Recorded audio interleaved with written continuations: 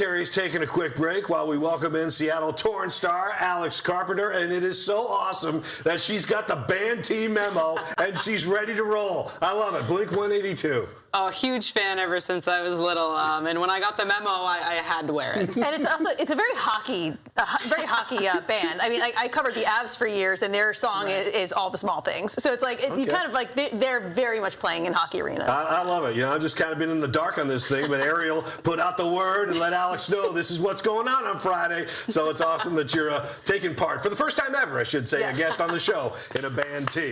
All right, first year for the Torrent. You guys broke attendance records, created a rabid fan base. Talk about what it's been like here to play in Seattle for the past season.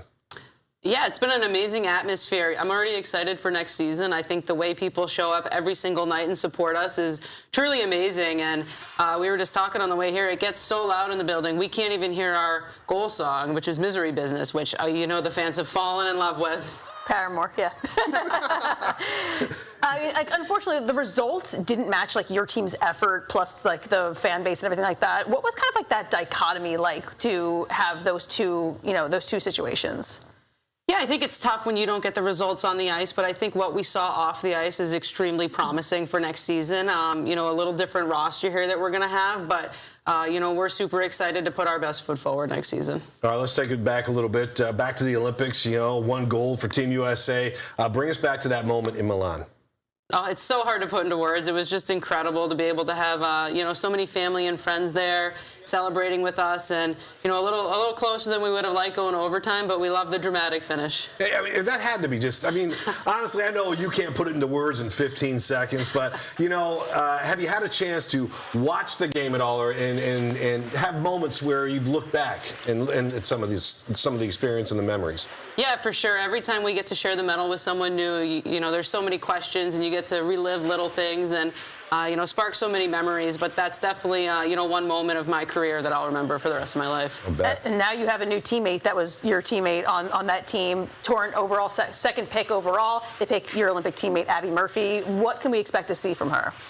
Yeah, you know, she's such a feisty little player, but, you know, just a generational talent. And I'm really excited to play with her, and I'm excited, you know, that our team gets to experience her on and off the ice. You know, when I first heard you were coming in, I'm like, I'm an old guy. You know, Bobby Carpenter was one of my guys back in the day. You know, your dad, former Bruins star, played for the Capitals, some other teams as well. Mom, Julie, competitive figure skater. What kind of influence did your parents have on you growing up? Yeah, you know, they let me play whatever sport I wanted and let me fall in love with whatever sport I wanted. So it ultimately was hockey, and you know, they were insurmountable in teaching me how to skate, the little things about the game, and especially my 2 younger brothers. So, you know, I was really lucky to have that family dynamic push me. Can I ask you just one question? Like, I grew up in Michigan, so a lot of my friends built the rinks in the backyard, you know, the boards and the plastic and all that stuff. Did you guys have something like that in your backyard? We did. Every time we moved, my dad would pack up the boards and the plastic, and he would put them on the truck and move them from city to city. But yeah, even one year he painted some lines on the ice, so he really went all out with it. But we enjoyed it. How did he pull that off? Painting lines on the ice in the backyard? Was it like? Yeah. Was it a roller? What was the spray? You know, give us a little help, a little tips if we want to build one ourselves. Yeah, well, it didn't work out that well. The ice came up, and then we had red and blue paint all over us. But it was fun for a little while. Yeah, that's cool. So cool. Paul was super stoked to talk about that. I knew you were coming in and said, well, I know that you're the unofficial manager of the Seattle Aquarium. So the Sea Otters, talk about how did you even get to have that experience with the Sea Otters? Yeah, I think we just took a shot on social media and reached out, and we was like, hey, I love your Sea Otters. Like, can I come in and see? And you know, a friendship was born from there, and, you know, they're amazing people there and what they do for, you know, all the animals. And, yeah, we're just really excited that we're able to extend that to the rest of the Torrent and build that relationship. They're my personal favorites, too, specifically Siku. I feel like I have a connection with Siku. Since the last time you and I talked, I actually had the same sort of experience as part of a World Cup promotion, so I actually got to feed them as well. It was like the coolest moment like we could ever imagine. They're awesome. You know, they're amazing animals, and I think, you know, obviously they're a big part of the culture here in Seattle.